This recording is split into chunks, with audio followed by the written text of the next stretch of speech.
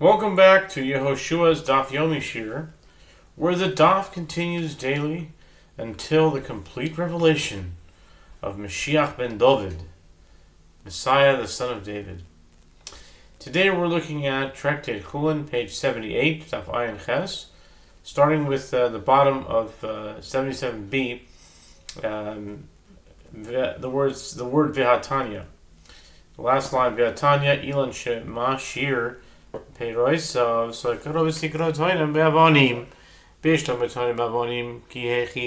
Gemara challenges, but isn't it Tana Braita, if there is a tree that sheds its fruit prematurely, one may paint it with red paint and load it with stones, even though this is the practice of the Amorites. We were talking about things that one, as a Jew, may not do because it follows the practice of the Amorites, and this apparently was a practice back in the day to take fruit that fell off the tree early and paint it red and load it with stones. So it says in Braita that one is allowed to do that. So, but one shouldn't be allowed. But it says you're allowed to. The Gemara explains the difficulty. Granted, it is permitted to load it with stones as one does it for a logical reason. What they're saying is that a person is allowed to do something if it's in the ways of the Amorites, if it's for a purpose, if you're doing for something else and not just for that thing. And in this case, turning to 78 now, top, it says Denichu Shchale Ela Sokro Besikra Amai Ki Yechi Dere Chazeh Chazua An Shiv Libo Yerach Be'alevo Alave. Okay, he does it for a reason. They say as a logical reason. The tree's strength will lessen. What? Okay, they're explaining. We're on 78a, top of the page. It is possible that the tree shed its fruits prematurely due to excessive blossoming. It taxes the tree to sustain these blossoms, and this may render the tree incapable of sustaining the fruits that subsequently grow from the blossoms. Stones were used to weaken the tree during blossoming, thereby reducing the number of blossoms that it needed to nourish. But with regard to painting it red, for what benefit is it performed that makes it permitted, despite the fact that this was a practice of the Amorites? The Gemara explains, one does so in order that people will see the tree and pray for it. Now, they're saying it's a statement, but I'm asking, is that a known thing? Apparently. If they see a red, I'll pray for it. Okay. That's what they say. Kedetanya. As we learned in the Braisa v'timeh, Tameh Yikra tzorich lehodia lerabim מבקשים עליו רחמים. וכן מי שאירע בו דבר צורך להודיע לרבים, ורבים מבקשים עליו רחמים. As it's on in Braita, it is derived from the verse, and he will cry, impure, impure, Leviticus 13:45. This is a Metzora, has to say that he's impure. And that the leper must publicize the fact that he is ritually impure. He must announce his pain to the masses, and the masses will pray for mercy on his behalf. And likewise, one to whom any unfortunate matter happens must announce it to the masses, and then the masses will pray for mercy on his behalf. Amar Rabino kiman toleinon kuvsa bidikla kiman ki haitana. Rabino said, in accordance with whose opinion do we hang bunches of unripe dates on a palm tree that casts off its dates, despite the fact that this is the practice of the Amorites? It is in accordance with the opinion of this Tana of the Braita, just cited, who states that one must announce such occurrences to the masses so that they will pray for mercy. And this concludes the parak of Behema HaMikasha. Hadran alach Behema HaMikasha. We start the next chapter of Chullin right away with the Mishnah, which said, and this chapter is called Oto Viet Beno, or Osoviet Spino, depending on your pronunciation. Okay, Otoviet. The Mishnah says in this new chapter, Otoviet Bino Noeg Ben Moretz Ben Mechutz Laretz Bipnei Habayis Yishelo Bipnei Habayis B'Chullin Uvemekudashim. The prohibition against slaughtering an animal itself and its offspring applies both in Eretz Yisrael and outside of Eretz Yisrael, both in the presence, meaning the time of the temple, and not in the presence of the temple. And it applies with regard to non-sacred animals and with regard to sacrificial animals. Chullin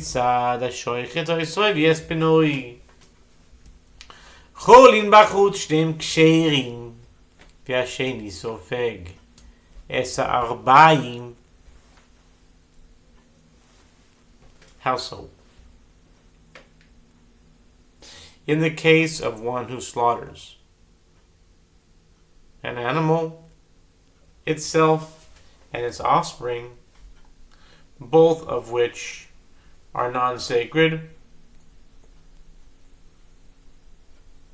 and slaughters them outside the temple courtyard, both of the animals are fit for consumption, but for slaughtering the second animal, one incurs the 40 lashes for violating the prohibition.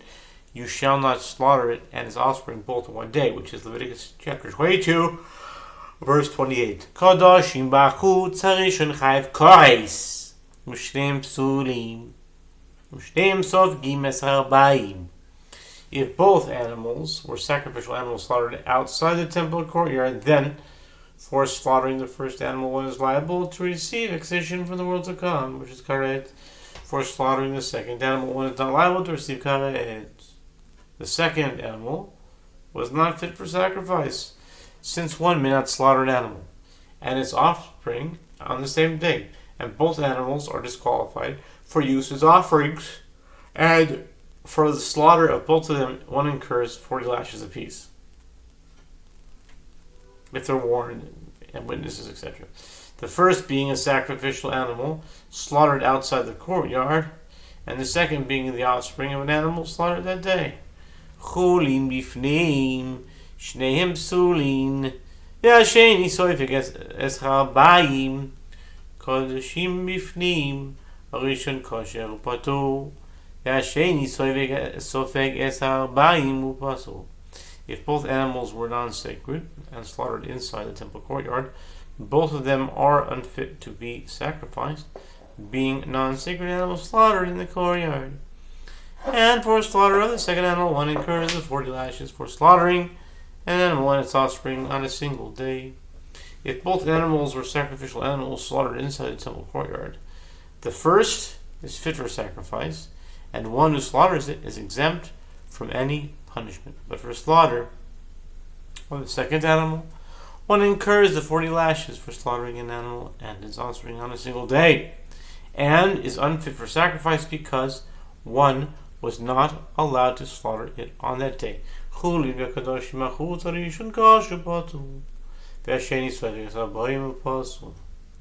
the first animal was non-sacred and the second a sacrificial animal, and both were slaughtered outside the temple courtyard, the first is fit for consumption, and one who slaughters it is exempt from any punishment. But for slaughtering the second animal, one incurs the 40 lashes for slaughtering an animal and its offspring on a single day, and the animal is unfit for sacrifice. Kodshim v'chulin b'chutz harishon chayv koreis u'posul v'hasheni kosher u'shneim soifgim es harbayim. If the first animal was a sacrificial animal and the second was non-sacred, and both were slaughtered outside the temple courtyard, for the first animal, one is liable to receive karet for slaughtering a sacrificial animal outside the courtyard, and the animal is unfit for sacrifice. And the second is fit for consumption, and for the slaughter of both of them, one incurs 40 lashes apiece. The first being a sacrificial animal slaughtered outside the courtyard, and the second being the offspring of an animal slaughtered that day.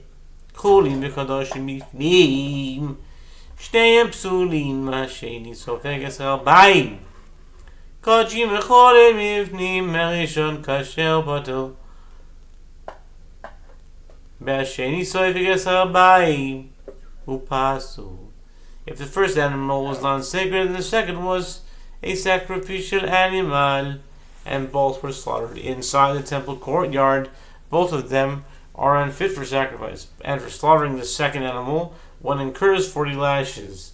If the first animal was a sacrificial animal and the second was a non-sacred, and both were slaughtered inside the temple courtyard, the first is fit for sacrifice, and one who slaughters it is exempt from any punishment.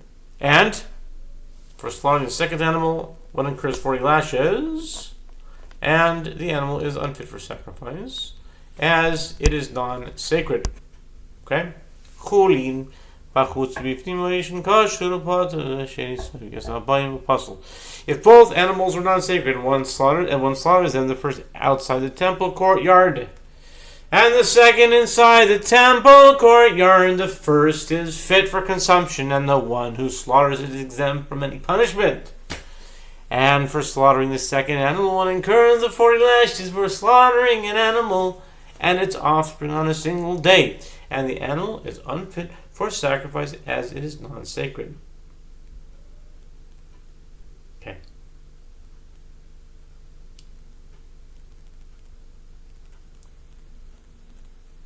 Weiter. Hold on.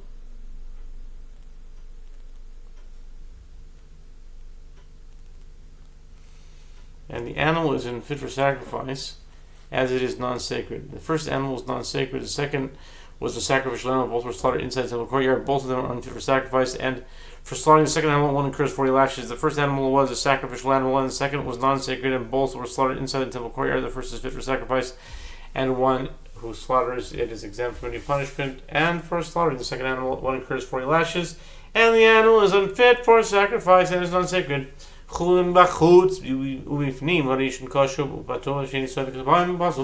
both animals were not sacred and one slaughters them, the first outside the temple courtyard and the second inside the temple courtyard, the first is fit for consumption, and the one who slaughters it is exempt from any punishment. And for slaughtering the second animal, one incurs the 40 lashes for slaughtering an animal and its offspring on a single day, and the animal is unfit for sacrifice as it is non-sacred.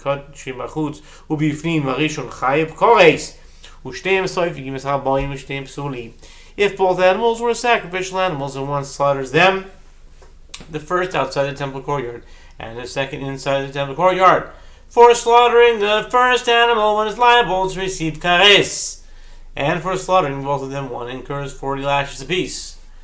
And for one set of lashes is given because the first was a sacrificial animal slaughtered outside the courtyard, and the second set of lashes is given because the second animal is the offspring of an animal slaughtered that day, and both of them are unfit for sacrifice. Chullin bifnim uvachutz. הראשון פסול ופטור, והשני סופג 10 באים וכשר.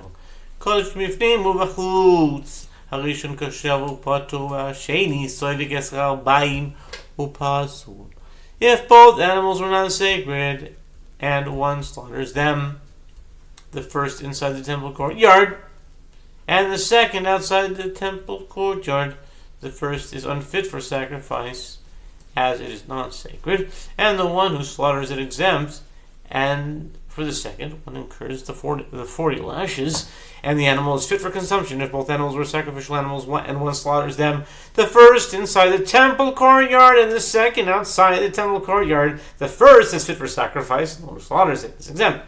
And for the second animal, one incurs the 40 lashes, and the animal is unfit for sacrifice, because its requisite time is not yet arrived. Okay, that's Mishnah, and now for the Gemara.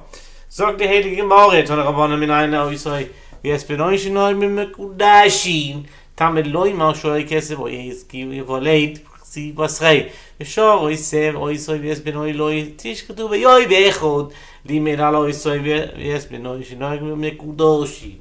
The Gemara says the sages taught in Brisa. From where is it derived? That the prohibition against slaughtering the animal itself and its offspring in a single day applies to sacrificial animals? It is derived from a verse, as the verse states, when a bull or a sheep or a goat is born.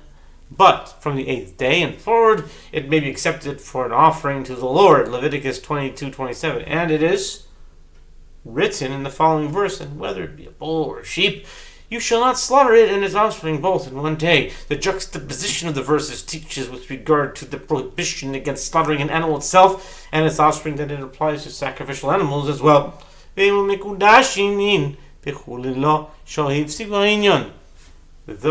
Gemara challenges, but since this prohibition is taught in the context of other halachot of consecrated animals, perhaps I will say, yes, it applies to sacrificial animals, but it does not apply to non-sacred animals. The Gemara explains the repetitive phrase, and whether it be a bull or a sheep. In the second verse, when those types of animals, meaning bulls and sheep, were already mentioned in the first verse, interrupted the topic, clarifying that the second verse is not referring to sacrificial animals. Chullin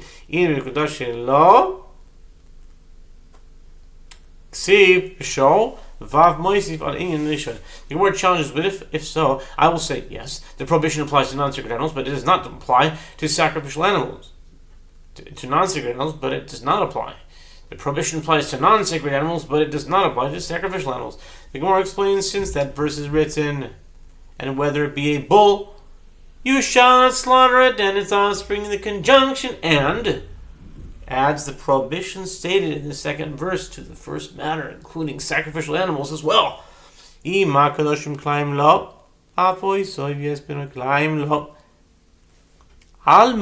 Tanya, or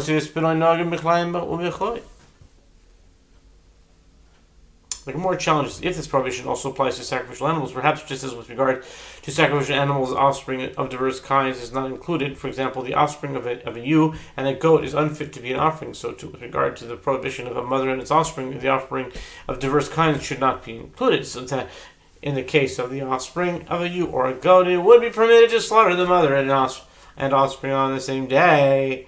Why then is it taught in the Braita? See Tosefta 5.1. The prohibition of a mother and its offspring applies to the offspring of diverse kinds and to a koi, a